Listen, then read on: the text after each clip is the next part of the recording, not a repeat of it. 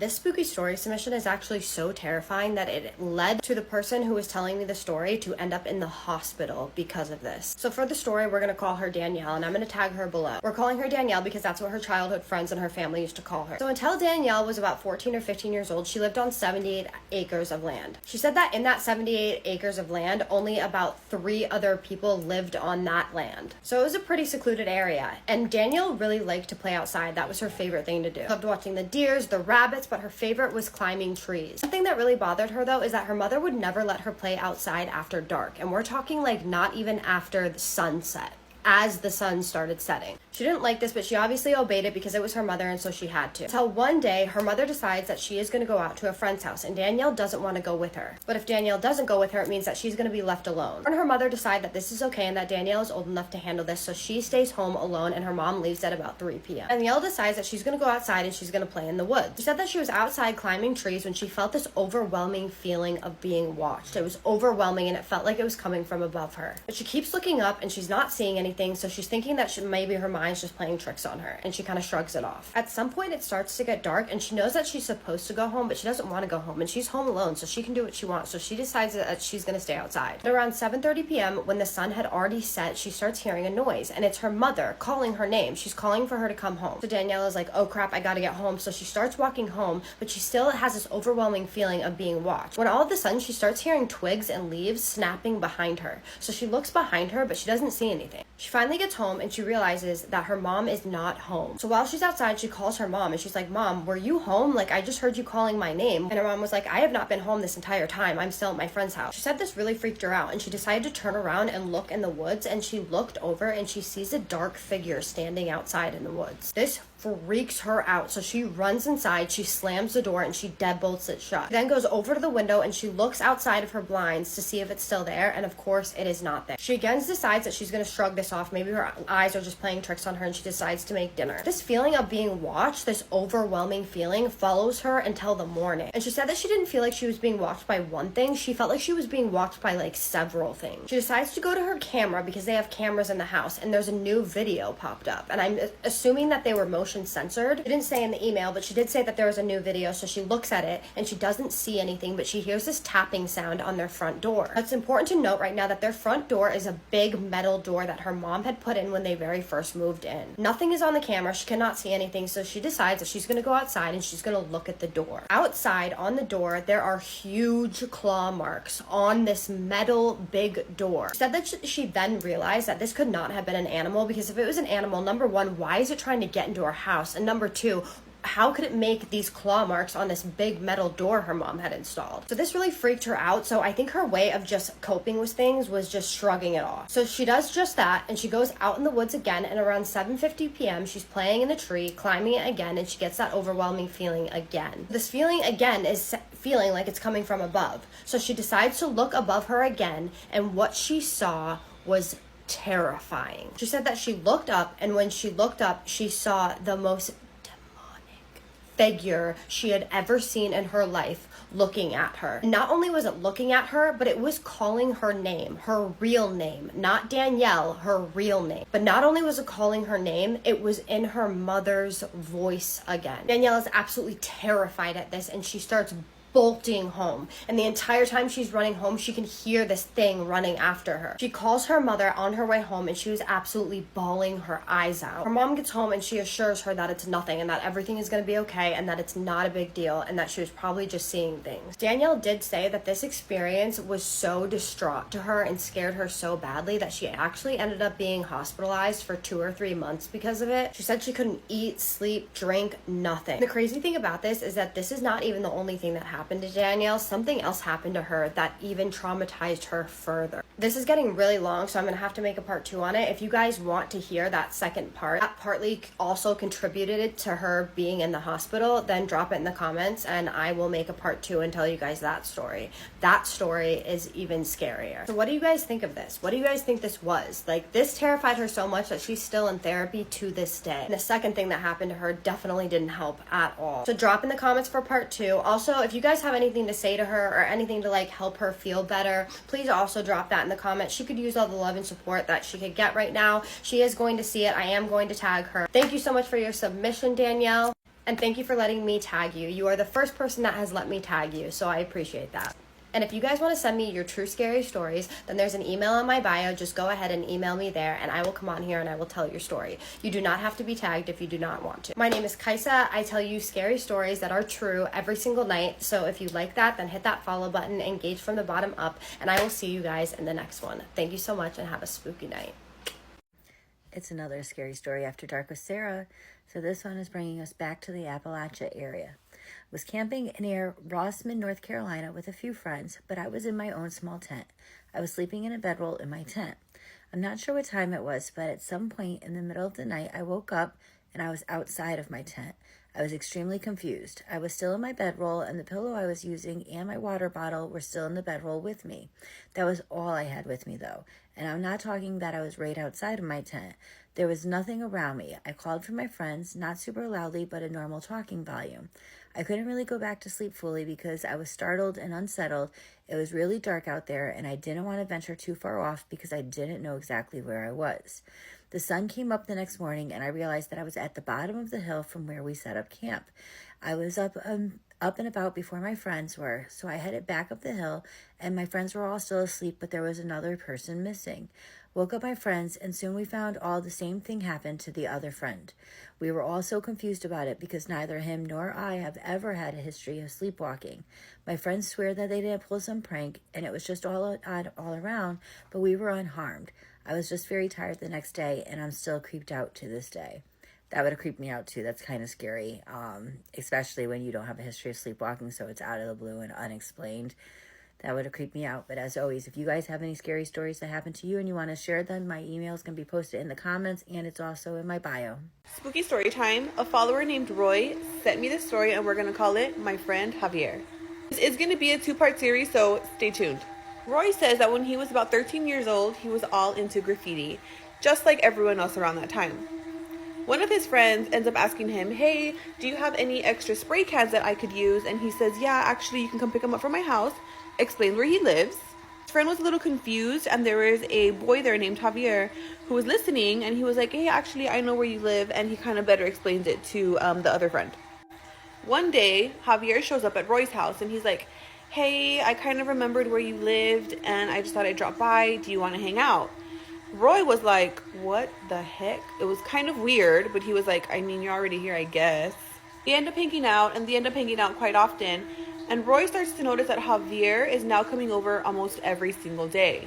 One day, Javier shows up at Roy's house with his mom, and she is bawling. She's crying, and she's explaining to them that they are about to lose their house and is asking if Javier can live with Roy for a little bit until she gets back on her feet. Again, Roy is like, okay, this is weird, but he felt bad. So he talked to his grandparents, and his grandparents were like, I mean, we can't let this little boy be in the street, so I guess. And as we all know, this is where things start to take a dark turn.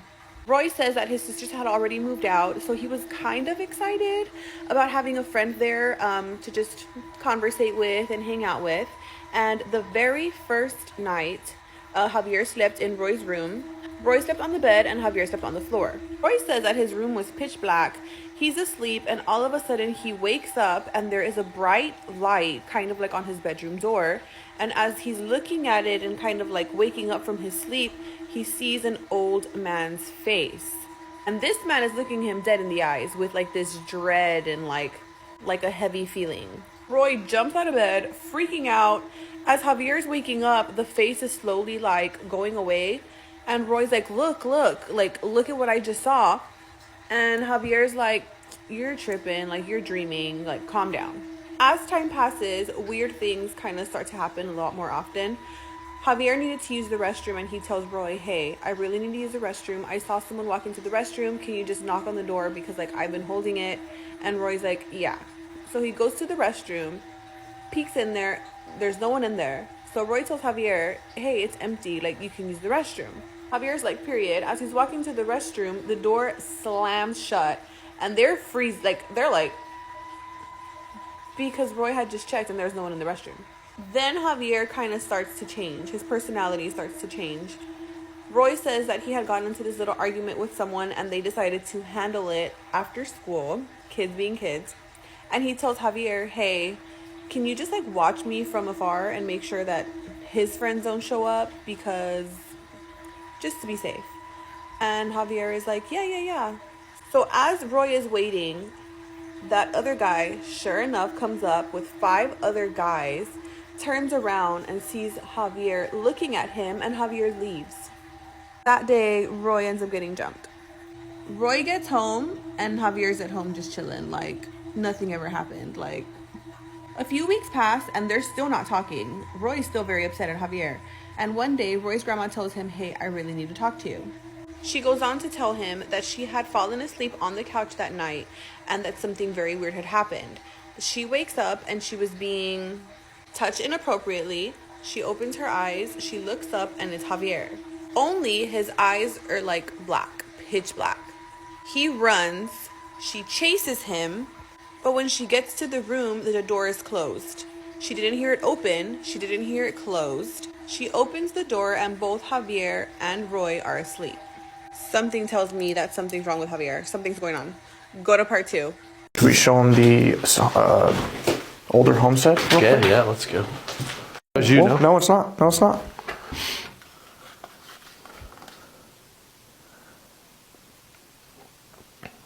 Was that you? Yeah, that's on either side.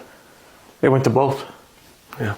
This girl emailed me and told me that she was teleported to a courtroom where God was prosecuting the devil for interfering with her life.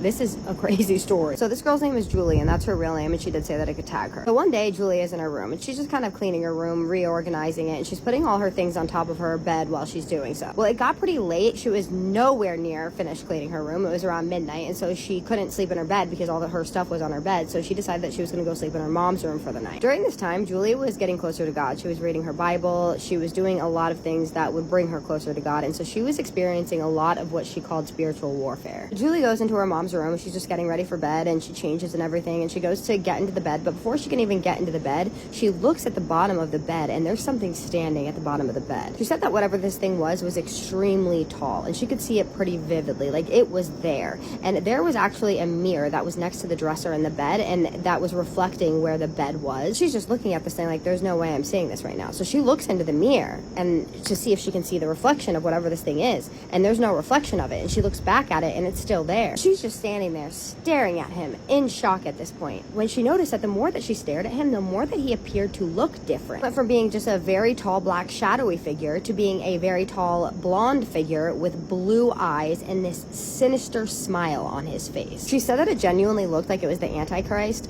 dressed as a politician in a nice suit standing at the end of her mother's bed. And then she continues to look at him, and he starts to change again. The more she's looking at him, the darker that he becomes. And then she starts to see what looks like stars, almost like a portal to space that's forming around him. So as she's staring at him, trying to figure out what this portal is and what the hell this thing is that's standing at the end of her bed, he starts talking to her, and he tells her to come with him, and he entices her, or tries to entice her, by telling her that he will give her whatever she wants, basically give her dream life if she comes with him. The only thing though is he wasn't speaking in English, and he wasn't speaking out loud. He was speaking telepathically in tongues, but she could understand what he was saying somehow. And at this point she's like, no, I am not coming with you. Are you joking? There's no way I'm coming with you. Leave. Suddenly she feels this weird shift in her mind, almost as if she's moving, and then she feels like she's being teleported, and then she teleports into a courtroom. She said that from what it looked like to her, there were angels as jurors, there was God as the judge, and there was Jesus as the lawyer. And then she looks over at the stand, and she realizes that that person that was standing at the end of her mother's bed is sitting on the stand, and she comes to realize that this is the devil, and he is being convicted of something. Now, she did say that before this happened, as this was happening, she didn't know if she was like astral projecting or what this was. She genuinely was shocked by the entire thing, so she didn't know if it was real or not, but to her this felt very real. She said that this went on for some time, and basically what happened was that Jesus was telling whatever the person was that was standing on the stand, she's assuming that it was the devil, to not interfere with her life, and God is convicting him for interfering with her life. She said they're speaking in tongues. All of them are speaking in tongues. They're not speaking English, but that she can understand what they are saying. And as they finish up, she is just like that, transported back into her body. She said that when she got transported back into her body, that she felt like she had been gone for a very long time, and she looked at the clock and it had only been about 2 or 3 minutes. She did end the story there kind of abruptly. I did think that the story was very interesting. It's very different from the stories that I usually tell. I usually tell like scary horror stories, but this was a different story. I'd never heard any story like this before, and I figured that you guys might like to hear it because it's pretty wild. Has anyone else ever experienced anything like this? What do you think happened here? Do you think she was astral projecting? Do you think that she maybe didn't realize that she had fallen asleep and she was having some type of dream? Or do you think that maybe she really did go to wherever this place was and she really did experience this? And do you think that this happened because she was getting closer to God? Because I notice that a lot of times when I feel like I'm getting closer to God, things go wrong in my life. Things will interfere with like the good in my life, and I have to tell myself over and over again, like, this is just the devil. Like, you cannot let this go. I know that sounds very religious. I'm not a religious person, but I truly do believe that the devil interferes when you are doing good and when you are starting to change your life for the better, or when you are getting closer to God. That's just my personal opinion, and I always have to remind myself that don't let whatever is happening right now stop you from what you are doing, because everything will be okay in the end. You just basically have to have faith. So I think that she does have faith. She didn't really write anything else in the email. It does sound like it, but it's just interesting to know what you guys would think of the story. She did want to know what you guys think of this story, and like I said, she will be tagged below and she will be reading all the comments. So any thoughts, suggestions, or questions that you have, you can drop them below. But as always, please be respectful. By the way, before I go into the shout outs, I do want to let you guys know that I do have a bulletin board that you can join. I just started posting on it, and I haven't been posting on it very often, but I'm going to start doing it probably daily now. I'm going to do things like polls, like I'll give you guys two different stories to choose from, and you guys can pick the stories. And then also I'll be giving you guys updates. I'll let you guys know when I'm not posting and why. I'll let you guys know if I'm going to be posting, because I'm going to start doing that again soon. And I'll just be giving you guys different updates and talking to you guys and communicating with you guys more on that bulletin board when I'm not actually online, like making videos. So it'll be a good way to get closer and like have our little community a little more tight knit, I think. And then I also am going to create a community, just because there's so many of you, and like, you guys are so nice to each other and you're so nice to me, that I think it would be really fun to create a community, and maybe we could do things like once a week together, like watch a movie or do something like that. I don't know. Tell me guys if you want to do that or not. Just drop it in the comments. But anyways, I'm now going to do my favorite part, which is the shout outs. Donna Hisnew, I know I mispronounced that one. It'll be on this text on screen. I'm so sorry if I mispronounced that.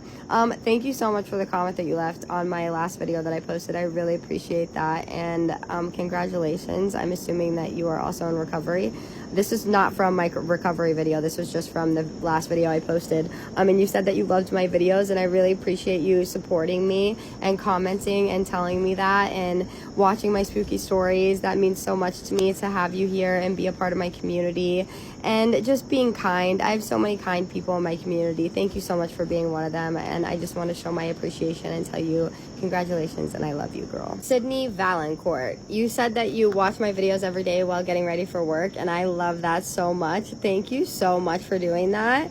I watch scary stories every day when I go to sleep, and so to know that someone else or other people are doing that with my stories, it makes me so excited and it makes me feel so grateful. So thank you so much for telling me that. I really appreciate that. Thank you so much for being a part of my community. Thank you so much for being kind and leaving comments and pushing my videos out. I really appreciate it, and I just want to show you my appreciation. So I love you, girl. And with that being said, my name is Kaisa, and I tell you your paranormal experiences on here every single night, or ones that you recommend to me. So if you're into that, hit that follow button, and I just need you to do 3 things for me. And what are those? Keep sending me your scary stories. Have a safe night. And what's the third one? Say it with me. Have a spooky night. Love you so much, my spooky babies. I'll see you in the next one. Spooky kisses and haunted hugs. No one remembers inviting her.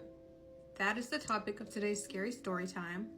And this story is about a photo that has resurfaced on the dark web. And it's of a group photo from a Halloween party, but it has a very terrifying backstory. So just like every Halloween season, A group of friends decided to have a Halloween party in a creepy old house. They only invited a certain amount of people. You had to know somebody to be there, right? So anyone who was at the party, it was assumed that you knew someone there. So a little while around midnight, this random girl shows up. She looks normal, meaning like she looks like a human being, but she has dark hair and she's wearing a long black dress, which was kind of odd because everyone was wearing a costume. And anytime she would speak to someone and they'd say, "Hi, who invited you?" and she'd say, "A friend." When the friends would ask each other, like, "Who invited her?" they'd say, "I don't know, it wasn't me." Basically, like, no one really knew who she was, but she kept saying that someone from the party invited her. And she even brought Halloween candy. So she puts the Halloween candy out, and pretty soon people just start passing out, or what seems to be them passing out. Now, there were actually 2 girls who did not eat the candy because one of them was upstairs throwing up and the other one was up there taking care of the girl throwing up, right? So when they come back downstairs, they find something out of a horror movie. Their friends, who are all in their Halloween masks, Halloween costumes, are all sitting like they're posed for a group photo, but the house was silent. So when they go down there to check on them, they realize that every single one of them are no longer alive. And the girl, the weird girl that no one knew who she was nowhere to be found. So they call the police. The police come there and there's literally no evidence of this girl, that they're trying to say like, hey, there was someone else here. She was the only one not wearing a costume, the only one not wearing a mask, and she was the only one not accounted for downstairs. There is no proof of her coming or going from that party whatsoever. The only thing they found was a camera. And the one photo on that camera was a group photo of that girl in the middle of all of those masked friends. Only she is the only person alive in that photo. And even with that photo and her being in it, no one can figure out who she is. It's like she does not exist. So who was this girl that was not invited to this Halloween party that literally unalived everyone and then posed them for a group photo with her? An unidentifiable serial killer? Or was she not a person at all? Have a terrifying paranormal experience that happened to me about 15 years ago that we refer to as the goat man. Oh my god, oh my god, oh my god, oh my god, oh my god. But actually believe it to be some kind of demonic entity. My experience started when my best friend and her son moved into a new home close to where I lived. Our sons are close in age and we spent several days a week together so that we could play and have a cup of tea and some adult conversation to try and stay as sane as you can once you've had kids. She had mentioned a few times that she thought her place was haunted, and I'd witnessed a few shadows and unexplained noises, but I'd put it down to my imagination due to things that she'd told me. Over time, it got more and more obvious, and things would move, we would see shadows and feel the sofa cushions move as if someone had sat down next to us. She began to get more and more scared, and one day, when I was there, we heard an almighty crash in the other room. Her TV had been taken off the stand and placed on the floor, as far as the plug would reach. I say placed as if it had fallen. It would have been on its front, as this was before flat screen TVs were as common, a big booty telly. That was when we got on Google and found that Sage could remove spirits. Unfortunately, your podcast wasn't around, otherwise I could have nipped into Lidl and grabbed some parsley and been done with it. One night she called me. She was hysterical because she'd seen a dark figure that looked like a man in a long cloak in her son's room. So I told her to come and stay with me for a few days until we could figure out what else to do to get rid of the spirits. She decided to get it blessed by our local priest and went home a few days later. It seemed to have worked. However, strange things started happening in my house not long after she left. That's not on that. That is not on. The entity's moved. I had a cordless landline downstairs, but a corded one upstairs in the room that my friend and her son stayed in. If the one upstairs was taken off the cradle, the one downstairs would beep, and it started doing this multiple times a day. I'd go upstairs and it'd be off the cradle and placed neatly next to it. My son also started to show an aversion to that room and would cry and refuse to walk past if the door was open. I stopped putting the phone back on the cradle whenever it would bleep, and after a few minutes it would keep beeping again, meaning it had been put back. Around this time, my son began crying about the man in the attic and wouldn't walk under the hatch without me. I saged the house and told whatever was there it was not welcome, and boy, was that a mistake. Within weeks, my son would scream at night, and the goat man from the attic had woken him up and wouldn't leave his room. When I asked him why he called him the goat man, he said that he looked like a man, but he had horns like a goat. Things started to get worse over the next few months. My son's room would have drawers ripped open and clothes strewn about when we were both downstairs or not even in the house. His toys would be thrown down the stairs, my curtains were ripped down, and my antique mirror was ripped off the wall. Me and my friend decided stupidly to try and communicate with it. Oh no, Rachel, girl! When we didn't have the children using EVP, I stood in my kitchen and asked, "Spirit, do you need my help?" All the cupboard doors flew open. I felt something touch the back of my neck, and when we played it back, all it said was, "I see you." Oh no. I told my friend, no, we need to stop. We turned off the static recording, closed all the cupboards and went for a cig. We came back in and my friend went into the kitchen and sat down. As I reached the kitchen door, I saw a figure out of the corner of my eye. So I turned towards it, expecting it to disappear as it always had done before, but instead it lurched towards me.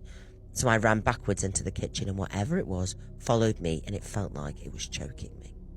I ended up pinned against the wall, unable to move and struggling to breathe, like someone had their hands around my neck. My friend suddenly screamed and it was gone. The whole thing was probably a few seconds from start to finish, but felt like minutes to me. I collapsed on the floor crying, and my friend was screaming. She'd seen a dark figure follow me into the kitchen and stop in front of me when I was against the wall. She described the exact same figure as I'd seen, over 6 foot tall, completely black like a shadow but denser. Outline looked like a man in a cape with the hood pulled up and no face, except when it had stopped in front of me, she'd seen horns like a goat. I hadn't seen this. I called the priest that had blessed her home immediately, as we figured whatever had been in her home had followed her here, and unable to return to a blessed home had stayed at my house and was gaining strength from my fear as it had done at hers. The priest came out the next day and nothing else has happened in either of our homes since. Our boys thankfully have no memory of it all, but it still gives me shivers when I think about it. And although nothing has happened since my house was blessed, I refuse to go in the attic or have a house phone.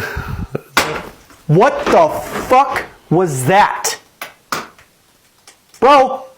What's going on around you? I don't know. I'm frozen. I am frozen. Did the window break? We're Spooky Storytime, and she encountered a duende but had no idea what it was until she saw duende stories on this page. So this was a conversation I had over DM, so instead of just reading it, I'm just going to tell you about the conversation. She said she grew up in Southern California and grew up in Monterey Park, which she described as like a country suburb. She said that she was really young when this happened, and she grew up in a one-story mid-century home with a really large backyard. She said one day she was in her living room and she looked out the glass door and she noticed that there was something out there. So she ran over there and she said she like pressed her cheek up against the screen and was like trying to look. She said she saw this like little tiny man in her backyard. He was wearing like a brown or tan jumpsuit. She said almost like a burlap jumpsuit, and he had like this tiny little pointy hat that was like matching his outfit. It looks the same, had like kind of a little curve to it as well. And she said that he had like this stick or this cane and he was like poking at the dirt. And she couldn't figure out what he was doing, and then he turned and looked at her and she realized he had the face of an old man. She said it really weirded her out because he was like the size of like an elf. She said she was staring at him and then it suddenly stopped and looked directly at her. She said she literally just blinked, and when she opened her eyes, he was face to face with her. She said she screamed and ran into her parents' bedroom, and her sister apparently remembers this scream because she was so terrified. She said she never saw anything like this ever again, but fast forward to 2016 and she's married and she has her own kids, and her kids had become friends with the neighbors down the street.